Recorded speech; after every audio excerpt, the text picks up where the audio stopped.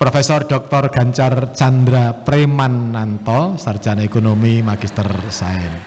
Berikut ini adalah, monggo Pak Ketua Senat untuk membacakan kurikulum vitae beliau.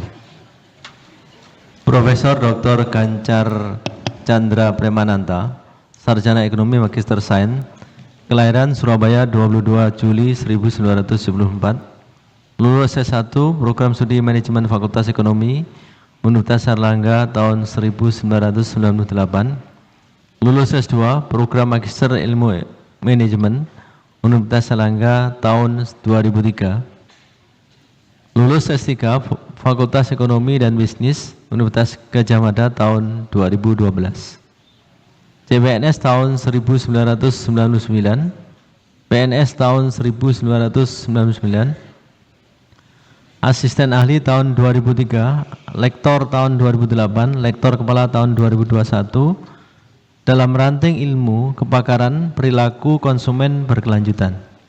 SK Menteri Pendidikan Tinggi Sains dan Teknologi Republik Indonesia nomor 140559/M/07/2024 tanggal 12 Desember tahun 2024. Pengampu mata kuliah utama Etika Bisnis dan CSV, jumlah dokumen publikasi terindeks Scopus 18, High Index 11. Demikian, terima kasih. Berikut ini adalah video profil singkat beliau.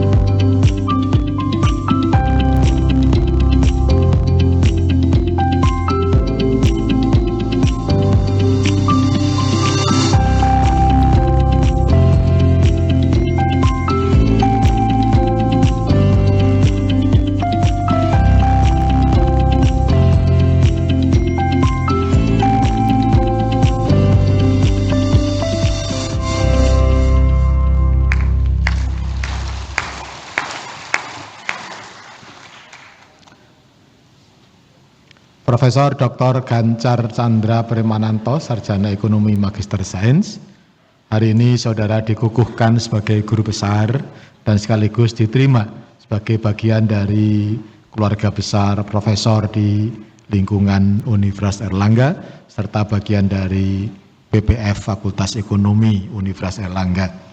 Oleh karena itu, saudara diberi kesempatan untuk menyampaikan pidato pengukuhan saudara. Silakan Profesor. Terima kasih Pak. Bang Baim ke Pasar Atom membeli sepatu. Bismillahirrahmanirrahim. Assalamualaikum warahmatullahi wabarakatuh. Selamat pagi dan salam sejahtera untuk kita semua. Kepada yang terhormat Ketua dan Senat dan anggota Majelis Wali Amanah Universitas Airlangga, Rektor Universitas Airlangga, Ketua dan anggota Senat Akademik Universitas Airlangga, para Wakil Rektor Universitas Airlangga, Sekretaris Universitas Airlangga, para Dekan dan Wakil Dekan Fakultas di lingkungan Universitas Airlangga, para Direktur dan Wakil Direktur Sekolah di lingkungan Universitas Airlangga, para Direktur-Direktur di lingkungan Universitas Airlangga, para Ketua dan Sekretaris Badan Lembaga Pusat di lingkungan Universitas Airlangga, kolega, rekan, keluarga, undangan dan para hadirin yang saya hormati. Para hadirin dan undangan pengukuhan yang saya muliakan, pada kesempatan yang berbahagia ini saya mengajak seluruh hadirin memanjatkan syukur kepada Allah Subhanahu wa taala yang telah menjadikan acara sidang pengukuhan guru besar Universitas Airlangga ini berlangsung dengan lancar dan yang telah memampukan kita untuk menghadirinya. Dan terima kasih atas keberanian dari Universitas Airlangga yang di tengah tindak terhadap premanisme yang tinggi, Pak Rektor masih berani untuk mengangkat saya sebagai guru besar. Alhamdulillah, salawat dan salam juga tidak lupa kita kirimkan kepada junjungan kita Nabi Muhammad SAW yang telah banyak memberikan ilmu menghadapi tantangan hidup di dunia, termasuk ilmu manajemen sustainability dunia dan akhirat. Dalam kesempatan ini, izinkan saya untuk menyampaikan pidato pengukuhan saya dalam bidang manajemen pemasaran untuk perilaku konsumen berkelanjutan di lingkungan Departemen Manajemen Fakultas Ekonomi dan Bisnis Universitas Airlangga dengan judul Pemasaran Transformasional dan Spiritual dalam Membangkitkan Perilaku Konsumen Berkelanjutan bagi Generasi Milenial. Hadirin yang saya hormati, dunia sekarang sedang tidak baik-baik saja menurut Menteri Keuangan kita Ibu Sri Mulyani tahun 2024. Walaupun yang disampaikan beliau adalah berkaitan dengan kondisi perekonomian makro kita, namun data dan fenomena menunjukkan bahwa kita mengalami banyak masalah. Di antaranya adalah pemanasan global yang mengalami peningkatan dari tahun ke tahun, bahkan tahun 2024 dinyatakan sebagai tahun terpanas. Kemudian peningkatan volume sampah industri dan konsumsi, di mana timbunan sampah nasional Indonesia di tahun 2024 mencapai 64 juta ton per tahun. Deforestasi neto di tahun 2024 tercatat sebesar 175.400 hektar. Kemudian 32,82% dari 2,5 juta hektar terumbu karang di Indonesia mengalami kerusakan akibat aktivitas manusia. Dan sekitar 6.500 spesies tumbuhan di Indonesia sebanyak 1.391-nya terancam punah di tahun 2025. Dan dari dunia fauna 358 spesies berstatus kritis dan 640 berstatus terancam. Namun sebagai bagian dari orang Jawa, alhamdulillah kita masih bisa bilang untungnya. Mengutip dari Bernadia, untungnya bumi masih berputar, untungnya ku tak pernah menyerah, itu memang paling mudah, untungnya ku pilih yang lebih susah. Bernadia 2025. Walaupun sebagai manusia kita sudah seburuk itu memperlakukan alam di mana kita tinggal, namun alhamdulillah Tuhan masih mengizinkan dunia berputar dan memberi kesempatan kepada kita untuk memperbaiki diri. Padahal kita diciptakan mengemban amanah Khalifah fil Ard untuk menyebarkan rahmat bagi seluruh alam. Berbagai kondisi lingkungan yang buruk semakin meningkat sejalan dengan ketidaksadaran atas pentingnya perilaku konsumen yang tidak peduli pada lingkungan atau tidak melakukan sustainable consumption behavior atau SCB. Terutama dalam hal ini adalah ketidaksadaran perilaku konsumsi dari para generasi muda pewaris kehidupan mendatang. Maka penting kiranya kita memahami bagaimana menggerakkan generasi milenial, generasi Z, Alpha, dan Beta untuk lebih memiliki perilaku konsumen yang berkelanjutan. Bahwa Indonesia terutama dikatakan memiliki keunggulan dalam hal pertumbuhan generasi usia produktif, dengan kata lain dinyatakan memiliki bonus demografi. Bahkan proyeksi BPS menunjukkan pada tahun 2050, proporsi penduduk usia produktif 15-64 tahun akan mengalami dominasi mencapai 64% dari total populasi. Data ini menunjukkan bahwa manajemen pengelolaan generasi produktif sangat diperlukan, mengingat merekalah yang harus mewarisi bumi dan harus melakukan manajemen pengelolaan lingkungan. Membangkitkan semangat generasi milenial untuk lebih memiliki kesadaran dan pengetahuan lingkungan menjadi suatu hal yang penting. Untuk itu diperlukan pemahaman bagaimana membangkitkan wacana sustainable consumer behavior, dan mengutip dari Wakil Presiden kita Bapak Gibran Raka Buming Raka tahun 2025, jangan sampai bonus demografi kita menjadi sebuah bencana demografis. Dalam beberapa riset saya dalam 4 tahun terakhir ini telah mengarah pada bagaimana memahami sustainable consumer behavior, terutama menggunakan model Extended Theory of Planned Behavior atau Extended TPB yang telah digunakan dalam berbagai riset untuk memahami apakah perilaku peduli kepada lingkungan lebih dikarenakan faktor personal individu ataukah karena faktor lingkungan sosialnya. Pertanyaan ini penting mengingat dampak strateginya akan terbedakan dengan signifikan. Bahwa diskusi mengenai pengkonsumsian produk berkelanjutan atau sustainable product akan mengarah pada konsep sustainable consumption atau sustainable consumption behavior yang didefinisikan sebagai pengkonsumsian produk dan jasa yang bukan saja untuk memenuhi kebutuhan namun juga untuk mempertimbangkan kualitas hidup yang lebih baik dengan meminimalkan penggunaan material berbahaya serta emisi terbuang dan polutan sehingga tidak membahayakan generasi masa depan. Hal ini tercatat dalam Oslo Symposium tahun 1994. Hadirin yang saya muliakan, dalam rangka mempengaruhi generasi milenial diperlukan pendekatan yang berbeda dengan generasi terdahulu. Hal ini seperti kita quote dari Albert Einstein yang menyatakan, "We cannot solve new problems with old approaches." Kuotasi tersebut sejalan dengan apa yang disampaikan oleh Sayyidina Ali bin Abi Thalib radhiyallahu an yang menyatakan, "Ajarilah anak-anakmu sesuai dengan zamannya, karena mereka hidup di zaman mereka, bukan pada zamanmu. Sesungguhnya mereka diciptakan untuk zamannya, sedangkan kalian diciptakan untuk zaman kalian." Kuotasi tersebut mengingatkan perlu cara yang tepat untuk menggerakkan perilaku generasi milenial disesuaikan dengan era digital dan media sosial saat ini. Hadirin yang terhormat, dalam model Theory of Planned Behavior yang telah dikembangkan, bahwa niat konsumen untuk berperilaku dipengaruhi oleh sikap, norma subjektif, dan persepsi kontrol perilaku dengan mediasi dari niat berperilaku. Namun dilanjutkan oleh Asen tahun 1991 yang menyatakan bahwa beberapa variabel dapat dimasukkan ke dalam model utama tersebut sehingga bisa dikembangkan menjadi Extended Theory of Planned Behavior. Riset saya berkaitan dengan Sustainable Consumer Behavior telah dimulai sejak 2020 hingga 2024 yang telah terpublikasikan dalam berbagai jurnal bereputasi yang hasilnya dapat dilihat di tabel 11 dan hasilnya menunjukkan ada dua kelompok penting yang dapat menjadi variabel tambahan untuk model Theory of Planned Behavior yang kami ajukan. Yang pertama adalah individual differences, terutama berkaitan dengan masalah ecological intelligence. Di antaranya berkaitan dengan environmental knowledge, biospheric value, dan juga environmental concern, dan juga sikap terhadap lingkungan yang sustainable. Perbedaan individu yang juga tidak boleh dilupakan adalah religiositas berkaitan dengan perlindungan lingkungan. Yang kedua adalah variabel green marketing tools, di mana aktivitas pemasaran dari pemasar produk berkelanjutan sangat diperlukan untuk mempengaruhi generasi milenial. Hadirin yang saya muliakan, sebagai penutup, rekomendasi bersama menyampaikan pesan dari FOMO untuk YOLO menjadi YONO, bahwa naskah pidato pengukuhan ini menggambarkan mengingat adanya beberapa variabel penting dari Extended Theory of Planned Behavior, maka ada beberapa strategi yang dapat dilakukan dengan perhatian dominan pada faktor personal dan peran sosial. Antara lain, yang pertama adalah pembentukan sikap positif pada lingkungan dan variabel ecological intelligence yang perlu disupport dengan pemasaran spiritual atau spiritual marketing. Memberikan muatan spiritual pada kegiatan perlindungan dan kegiatan perlindungan alam merupakan bentuk aktivitas rahmatan lil alamin yang berpahala yang harus diemban manusia sebagai khalifatul fil ard yang dapat memberikan penguatan pada sustainable consumer behavior. Dan alhamdulillah bahwa hal tersebut telah diterapkan di kurikulum di lingkungan Departemen Manajemen FEB UNER, terakomodasi dalam mata kuliah yang kami sampaikan kepada mahasiswa.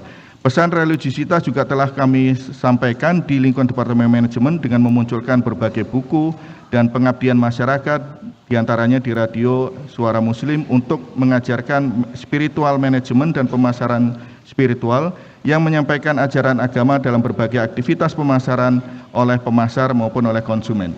Yang kedua adalah pentingnya marketing tools, maka untuk ini diperlukan pemasaran transformasional dari perusahaan pemasar produk ramah lingkungan dan LSM perlindungan lingkungan yang sangat signifikan diperlukan.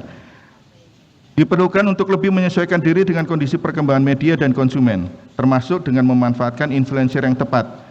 Bahwa disampaikan oleh LIM tahun 2023 bahwa pemasaran transformasional semakin dibutuhkan di era digital saat ini karena perubahan terjadi di lingkungan semakin berkembang cepat dan tidak terduga.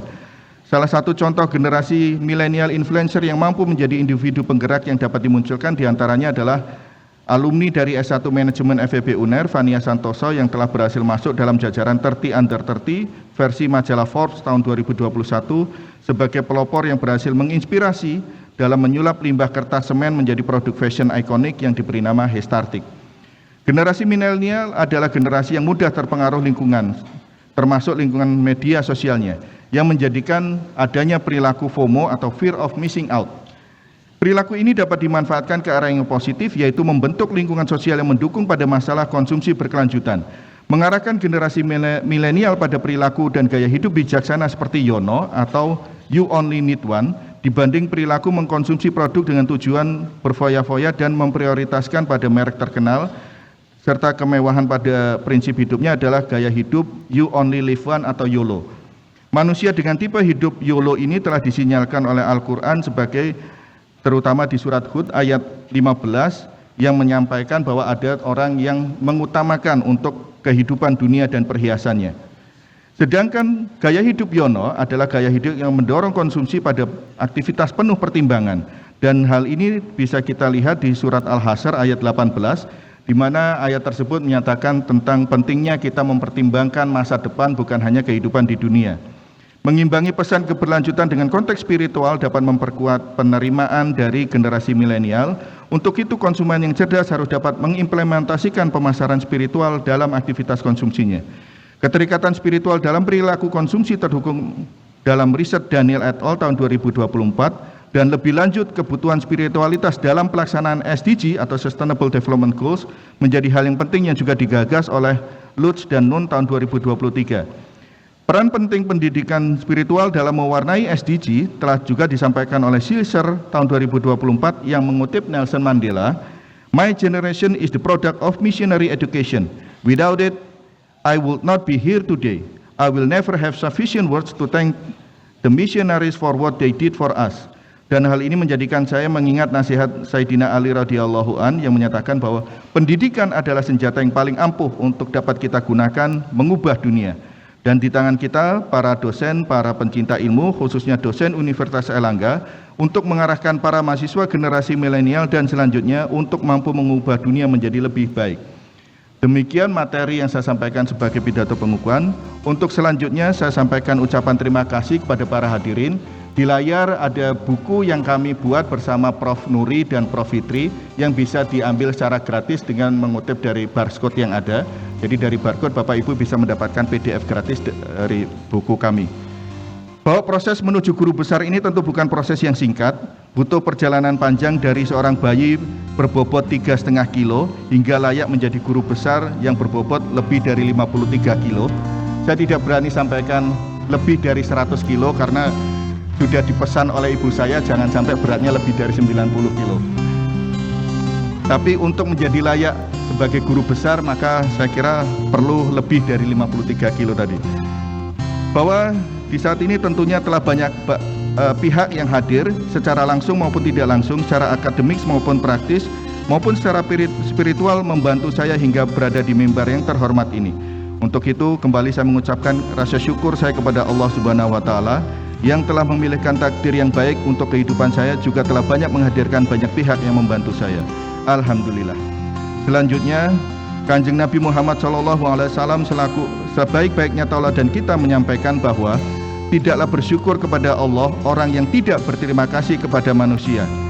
Saya ucapkan terima kasih kepada para pimpinan, Rektor Universitas Airlangga Profesor Dr. Muhammad Nasih SEMTAK dan para Wakil Rektor Universitas Airlangga Profesor Dr. Bambang Setiari Lukiswanto DVM selaku Wakil Rektor Bidang Akademik, Mahasiswa dan Alumni, Profesor Dr. Muhammad Madian SEMSI MFin selaku Wakil Rektor Sumber Daya dan selaku Rektor periode berikutnya, Profesor Dr. Ninyo Mantri Puspaningsi MSI selaku Wakil Rektor Bidang Riset, Inovasi dan Community Development, dan Profesor Muhammad Miftahus Surur, Dr. MKes, SPPD, KGEH, PhD, Finasim selaku Wakil Rektor Bidang Internasionalisasi, Digitalisasi, dan Informasi. Terima kasih atas pembinaan, persetujuan, dan dukungannya sejak saya menjadi dosen, menjadi KPS, Ketua Departemen, hingga proses pengajuan guru besar saat ini.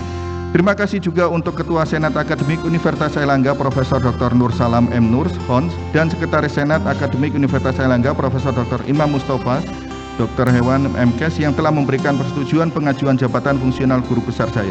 Tidak lupa saya sampaikan terima kasih untuk Sekretaris Universitas Airlangga Profesor Dr. Koko Srimulyo, tim PAK Universitas Airlangga, Direktur-Direktorat SDM Universitas Airlangga, Profesor Dr. Endang Dewi Masito, Insinyur MP, dan Sekretaris Direktorat SDM Universitas Airlangga Tri Suksmono Agung Raharjo SEM Hum beserta jajarannya yang telah memantau, memandu, membantu proses dari awal hingga akhir pengusulan guru besar saya.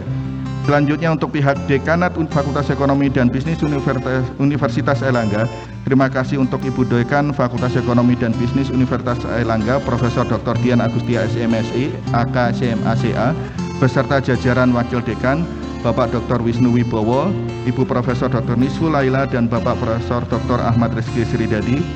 Terima kasih juga untuk para pendahulu Dekan Fakultas Ekonomi dan Dekan Fakultas Ekonomi dan Bisnis, Profesor Dr. Suroso Imam Zajuli, Dr. Andes Ekonomi Karyadi Mintarum, Profesor Dr. Musli Ansori SMS TAK yang telah menerima, membimbing, dan membantu serta mensupport saya dalam berkarya hingga menjadi dosen di lingkungan Fakultas Ekonomi dan Bisnis.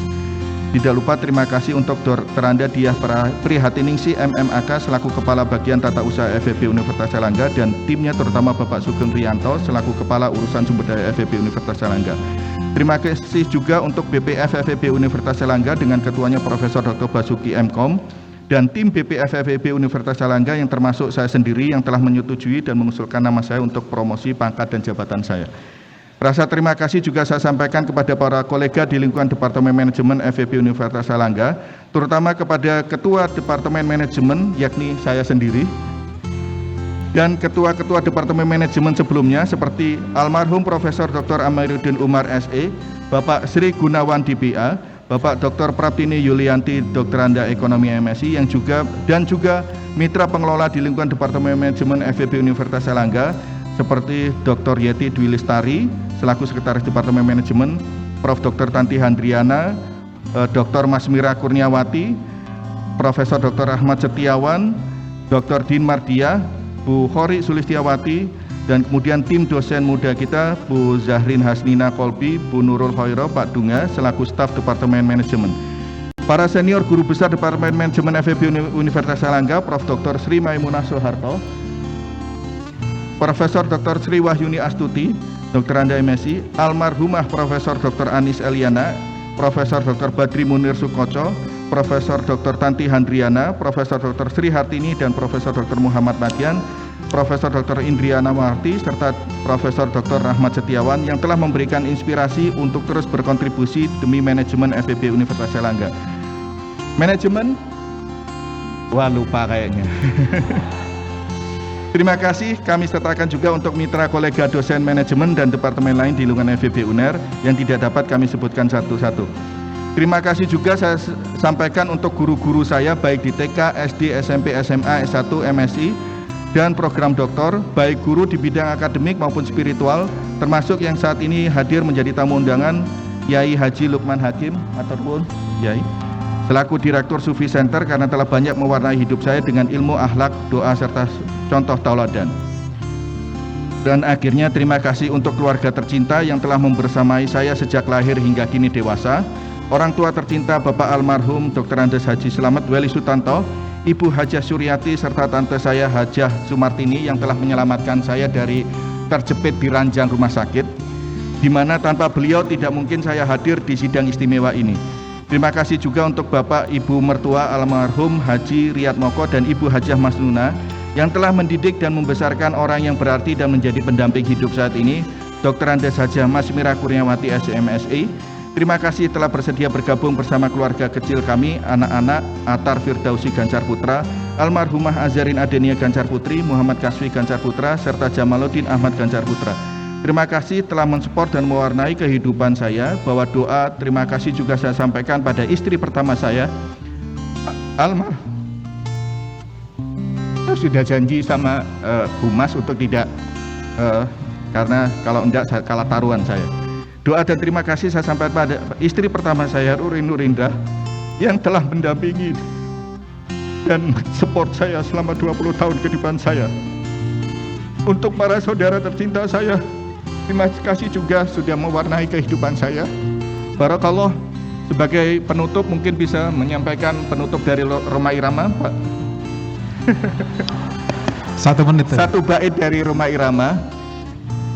Telah ku paparkan segalanya padamu, siapa diriku, kini ku serahkan kepadamu untuk menentukan sikapmu. Terima kasih, barakallah untuk semua hadirin.